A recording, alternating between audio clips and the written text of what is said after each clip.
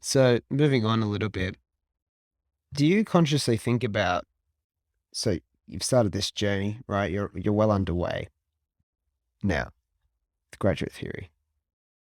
Do you consciously think about sort of how you want to be described and how you want to be, I guess, seen for like the work you're doing, or I guess the values you're bringing to it? Like, how do you want people to think about and describe you if you get a choice to cultivate that?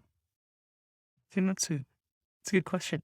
I think that's a difficult question, but I think often with something like a podcast, it's you could have kind of the brand, but really the brand is almost just a reflection of myself and my values. And often that's the Certainly. case with companies. Is the company's values are usually a reflection of whoever's in charge and all of the people that are in like that run the company. It's usually their values that kind of filter down. Correct. So Yep. I think for me, like the way that I want to be known and the way that I hope it reflects in graduate theory is I want to be provide inspiration and I want to be an example for people that they can go out and do things too. And even coming back to the self doubt we were speaking about at the earlier in the episode, things like that. I want to be an example for people that they can overcome these things too, and they can go and achieve things in their life if they want, and they don't have to be held back by expectations or doubts or things like that.